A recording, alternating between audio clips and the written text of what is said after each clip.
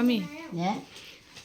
एगो खिलौना गीत गा देनी हाँ तो तनी एगो और खिलौना गीत गा दी। हाँ गा देता हूँ। लाल झुनु झुनावा पियर झुनु झुनावा उठालो बाबा हमार गोरी रे बदनवा खेलालो बाबा ढुलत ढुलत बाबू बाबा भिरी गईले उठालो बाबा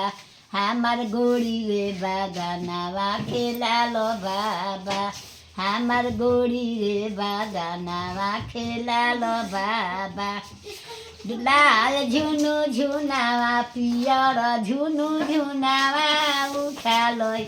ढुलक ढुलक बाबू इया भिरी गईले उठालो इया हमार गोरी रे बदनवा खेलालो इया हमार गोरी रे बदनवा खेलावो इया ढुलक ढुलक बाबू पापा भिरी गईले उठालो पापा हमार गोरी रे बदनवा खेलालो पापा हमार गोरी रे बदनवा खेलालो पापा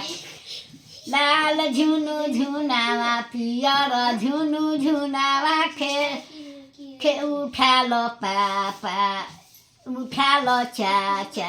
हमार गोरी रे बदनवा खेलालो चाचा ढुलक ढुलक बाबू चाची भिरी गईले खेलावो चाची हमार गोरी रे बदनवा खेलावो चाची लाल झुनु झुनावा पियर झुनु झुनावा उठालो फुआ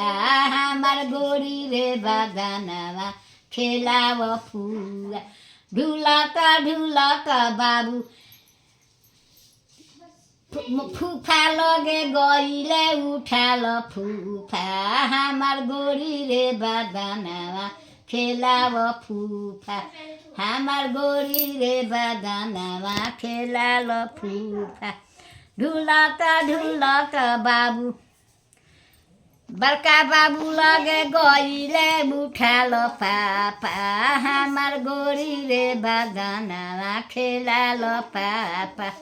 लाल झुनु झुनावा पियर झुनु झुनावा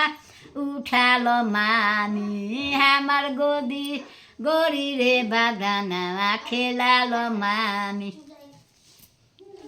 एकरे के झुनझुना कहला। हाँ ये झुनझुना कहला। कब गावला ई? सुहर हो जाला न तब गावला सोरी में जो लोग के सुहर ना होला बेटा